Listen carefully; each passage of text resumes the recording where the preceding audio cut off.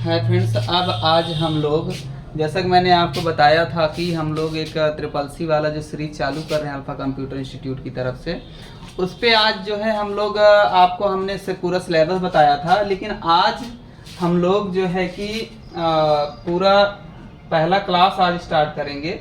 और पहले इस क्लास में आपको जो भी चीज़ें पहले कंप्यूटर से एकदम जो प्राइमरी लेवल से एकदम हम आपको लेके चलते हैं। तो सबसे पहले आप देख रहे हैं कि यहाँ पे हमारी पहली स्लाइड खुलती है। अल्फा कंप्यूटर इंस्टीट्यूट की तरफ से आपको ये जो है कि ट्रिपल पास करने का, क्रैक करने का सबसे अच्छा जो है कि क्लासेस स्टार्ट की गई हैं। तो आप लोग इस पे बने रहिए और जो है ट्रिपल की क्लास ले सकते हैं।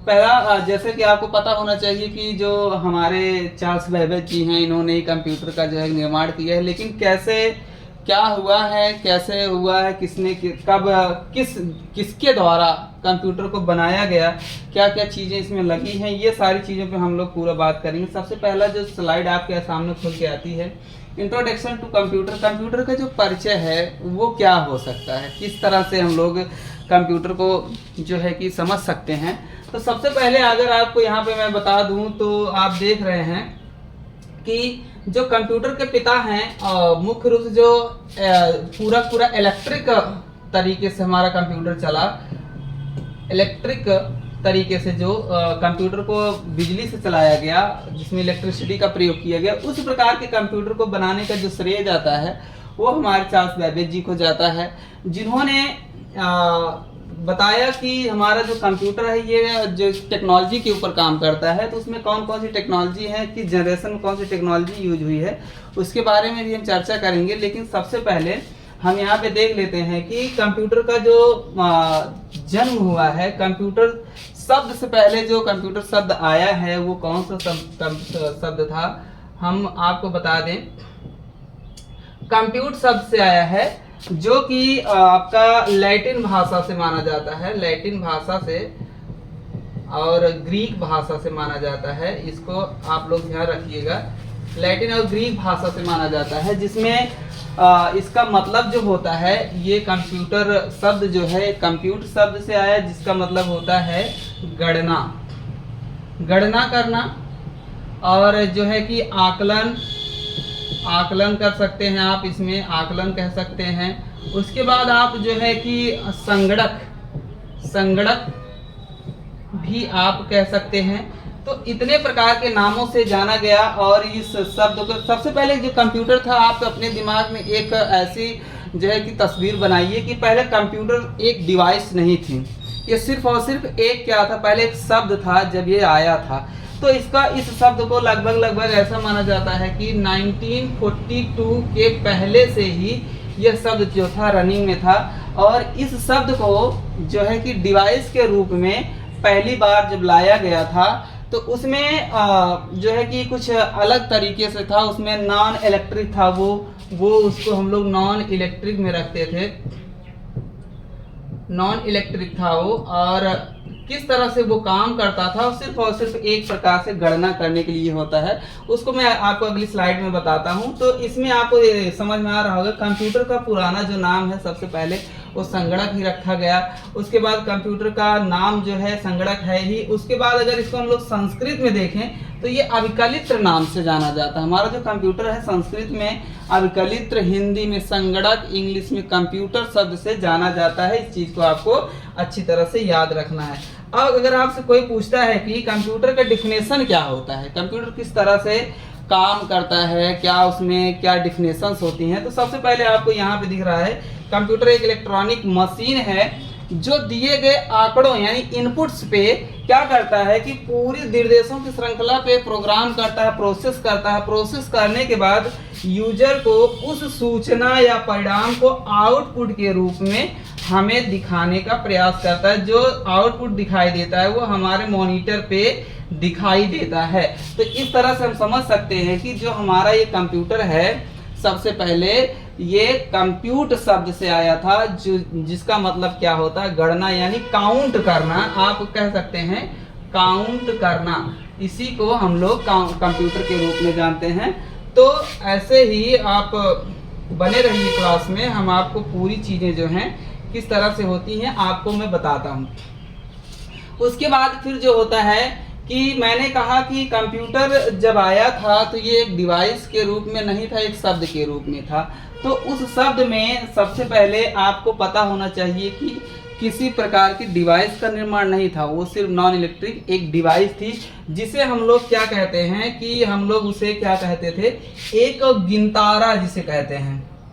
एक गिनतारे की तरह होता था, कुछ इस तरह का वो होता था, जिसमें जो है कि हमारे तारे लगे हुए होते थे, गोटियां लगी हुई होती थी। कुछ गोटियां दूसरे कलर की होती थी, कुछ रेड की होती थी, कुछ वाइट की होती थी, कुछ ग्रीन होती थी। तो क्या होता था, इन्हीं गोटियों को काउंट किया जाता, तो वही काउंट करना ही जो है कंप्यूटर कहलाया। उसी कंप्यूटर को, इसीलिए इसे इसमें किसी प्रकार की विद्युत का प्रयोग नहीं कहा जाए, जिसे हम लोग क्या कहते हैं, एबॉकस कहते हैं। इसको हम लोग एबॉकस कहते हैं। और पास्कलाइन भी इसका नाम माना जाता है।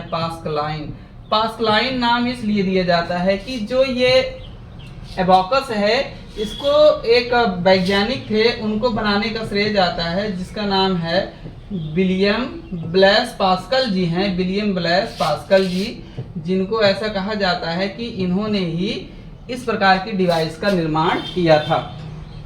तो अब हमको ये पता चल गया कि ये पहली डिवाइस के रूप में जब कंप्यूटर आया तो वो एबॉकस के रूप में आया, जिसको बनाने का श्रेय किसको जाता है, विलियम ब्लेस पास्कल जी को। और इन्हीं पास्कल जी के नाम पर ही पास्कलाइन रखा गया, एक नाम और इसका रखा गया, जिसको ऐसा माना जाता है कि ये 1942 के पहले से ही रनिंग में था। तो इसलिए आपको समझ में आ गया होगा कि ये कंप्यूटर हमारा जो है पहली बार किस रूप में आया था। तो अब कंप्यूटर का फुल नेम अगर आपसे कोई पूछता है तो सबसे ज़्यादा एक कॉमन सा क्वेश्चन होता है, परीक्षाओं में भी बहुत ज़्यादा पूछा जाता है। कंप्यूटर का परीक्षाओं में इस तरह से पूछा जाता है कि कंप्यूटर में C फॉर कॉमनली का क्या मतलब होता है। ऐसा आपको 4 विकल्प दे देगा, आपको उसका आंसर देना होता है। तो सबसे पहले यहाँ पे कंप्यूटर के जितने भी वर्ड हैं यहाँ पे आपको दिख रहे होंगे। इन वर्ड्स के अंतर्गत हर शब्द का एक एक क्या है कि अर्थ है, एक एक जो है स्पेलिंग है। तो यहाँ पे पहला का C फॉर कॉमनली होता है, O फॉर ऑपरेटिंग होता है, M फॉर मशीन होता है, P फॉर पार्टिकुलरली होता है, U फॉर यूज्ड इन होता है, T फॉर टेक्नोलॉजी और E for education and research. ये इतने जो हैं आपके पूरे नाम होते हैं। इस तरह से पूरा नाम कहा जाता है, commonly operating machine, particularly use in technology, education and research. इस तरह से आपका कंप्यूटर जो है पूरा नाम होता है। तो आप इसको भी याद रखिएगा कि हमारे कंप्यूटर का पूर्ण नाम क्या होता है। अगली स्लाइड में हम लोग देखते हैं, डिफिनेशन इसका देखते हैं कि थोड़ा सा गहराई में जाके डिफिनेशन क्या होता है। यहाँ से आपको दिख रहा होगा कि जो कंप्यूटर होता है निर्देशों को पूर्ण रूप से संपादित करता है। जितने भी हमारे कंप्यूटर में निर्देश होते हैं उनको संपादित करने के लिए यह काम करता है। और कंप्यूटर एक इलेक्ट्रॉनिक उपकरण है जो हमारे विद्युत के माध्यम से ही चल सकता है। यह हमारे आंकड़ों को स्वीकार करता है और स्वीकार करने के बाद सबसे बड़ी क्रिया क्या करता है, प्रोसेस करता है। प्रोसेस करने के बाद जो आंकड़े उसको मिलते हैं उनको रिजल्ट के रूप में वह क्या कर देता है, आउटपुट डिवाइसों के माध्यम से प्रदान कर देता है, किसको, यूजर को दे देता है। उसके बाद फिर कंप्यूटर का थोड़ा सा परिचय है, जो है इंट्रोडक्शन क्या होता है। कंप्यूटर अपना कार्य अकेला नहीं कर सकता, ये आपको खूब अच्छी तरह से याद होना चाहिए। कंप्यूटर क्योंकि इसके पास खुद का दिमाग नहीं होता, ये यूजर के द्वारा दिए गए निर्देशों पर ही काम करता है। और उसके बाद उपकरणों तथा प्रोग्राम की सहायता लेता है। उसके बाद कंप्यूटर हमारा जो है 2 मुख्य एलिमेंट से मिलकर बनता है। एक आपका होता है सॉफ्टवेयर, एक होता है आपका हार्डवेयर।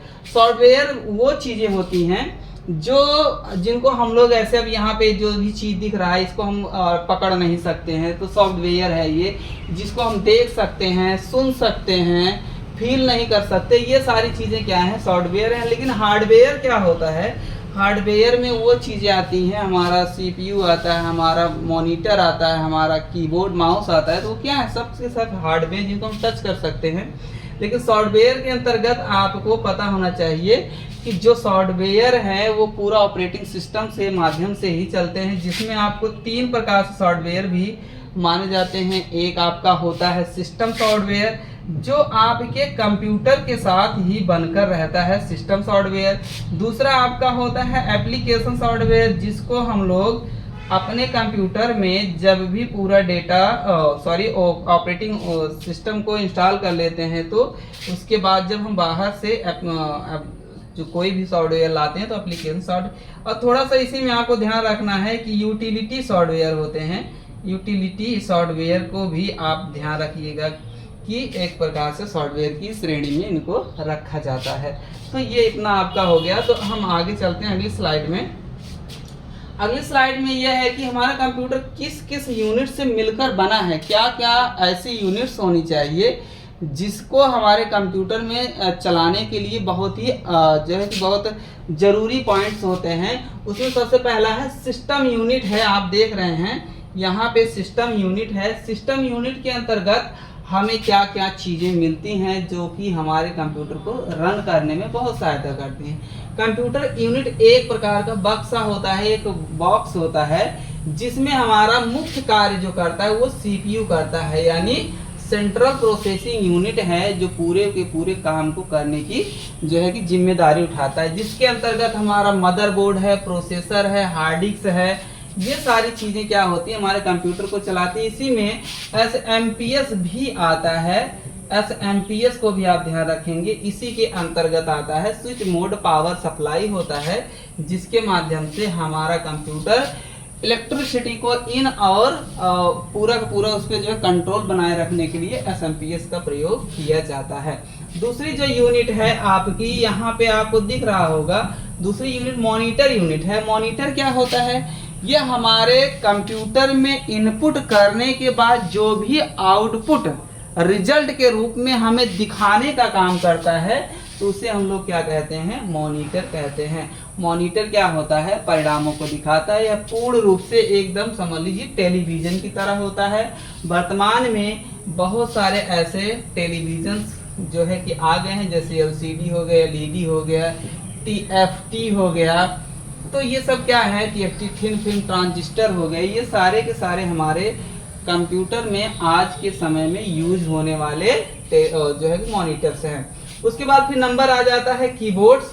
कीबोर्ड्स जो होता है हमारे कंप्यूटर में कौन सा काम करता है? कीबोर्ड एक पॉइंटिंग डिवाइस होता है। ये पूर्ण रूप से हमारे कंप्यूटर में किसी भी पॉइंट पर पॉइंट करता है, जिसमें हम क्या पाते हैं कि दो बटन, राइट क्लिक और राइट क्लिक जो है, राइट क्लिक और जो है क्लिक बटन पाते हैं। दो बटन मिलती है। एक जो है स्क्रोलर होता है, जो इसमें व्हील लगा होता है, जो चक्का बना हुआ होता है। ये कुछ इस तरह से होता है।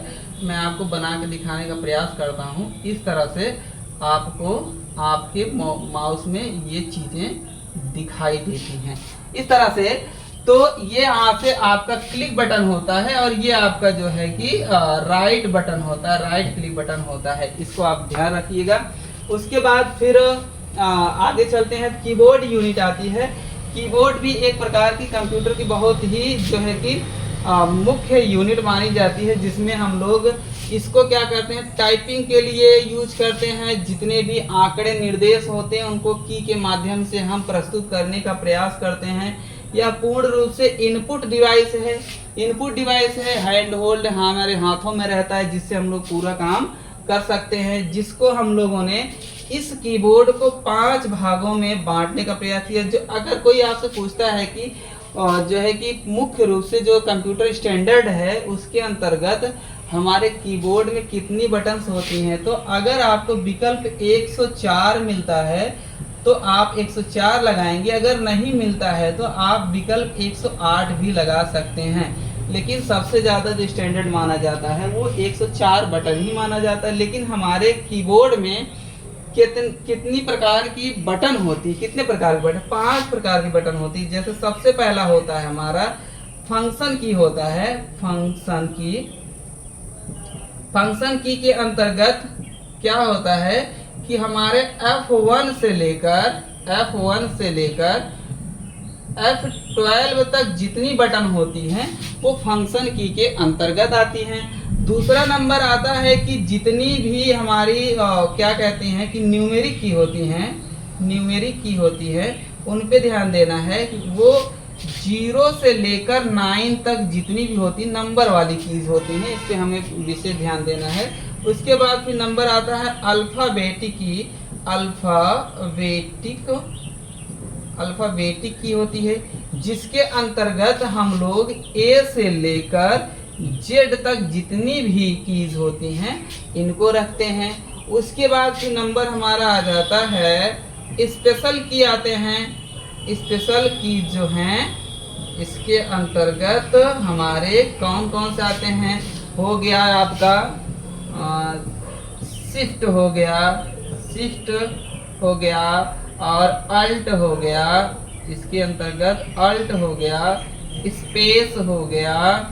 ये सारी की सारी जितनी भी बटन्स होती हैं जिनका एक स्पेशल उद्देश्य होता है, उनके अंतर्गत हम जितने भी की का यूज करते हैं वो हमारे किस में आते हैं, स्पेशल की में आते हैं। उसके बाद फिर नंबर आता है एक और होता है हमारा क्वेरिटी की होता है, इस पे भी आपको ध्यान देना है। क्वेरिटी की के अंतर्गत कौन कौन सी कीज आती हैं, जिसमें 4 एरो की हैं, अप डाउन बैक स्पेस, जितनी भी बटन्स आती हैं वो सब क्या है आपका, आपने देखा होगा कि आपके कीबोर्ड में कुछ ऐसी बटन्स बनी होती हैं, तो इसके ऊपर जितनी भी बटन होती हैं सब के सब क्वेरिटी की होती हैं। आगे है क्या कहते हैं कि आपका ये पॉइंट आपका खत्म होता है, मैंने आपको इसमें पूरा बता दिया। आगे चलते हैं और देखते हैं अगली स्लाइड में हमें क्या मिलता है। स्पीकर है। स्पीकर क्या करता है कि हमारे कंप्यूटर को ये क्या करता है कि कंप्यूटर में लाउड आवाज को सुनाता है। बहुत किसी भी स्लो आवाज को क्या करता है, ये तेज आवाज में सुनाने का प्रयास करता है। ये भी पूर्ण रूप से समझ लीजिए, इसको हम लोग सॉफ्ट कॉपी के अंतर्गत ही रखते हैं। ये आवाज होती किसी प्रकार की डिवाइस नहीं, मतलब डिवाइस तो होती है लेकिन जो आवाज निकलती है वो सॉफ्ट कॉपी होती है। स्पीकर क्या करता है, स्लो आवाज को लाउडली सुनाने का प्रयास करता है। हमारे कंप्यूटर में इसका प्रयोग होता है, जिसमें हम लोग गाने, फिल्में, प्रोग्राम, खेल आदि की ध्वनियों को, वॉइस को सुनने के लिए इसका प्रयोग करते हैं। अगला है प्रिंटर। प्रिंटर क्या होता है, प्रिंटर हार्ड कॉपी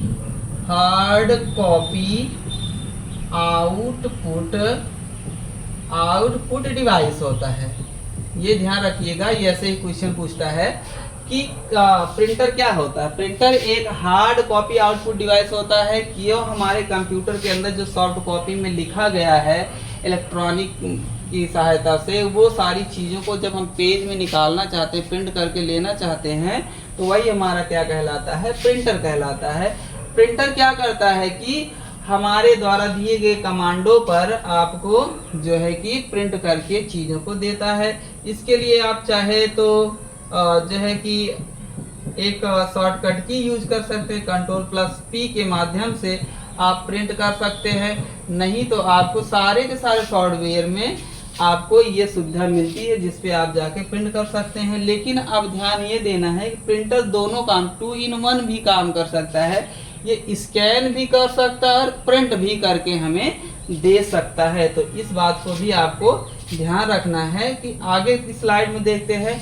अब आगे की स्लाइड में आपको जो है कि दिख रहा होगा कि जो है कि थोड़ा सा चैप्टर अलग हुआ है कि कंप्यूटर के लाभ क्या हैं। लेकिन आज हमने आपको बताया कंप्यूटर किन किन चीज़ों से मिलकर बना है, क्या क्या चीज़ें इसमें यूज हुई हैं, किसने बनाया है, कंप्यूटर को किसने लाया है, सबसे पहले कंप्यूटर किस रूप में था, अब किस रूप में, इन सारी चीज़ों पे हमने चर्चा की।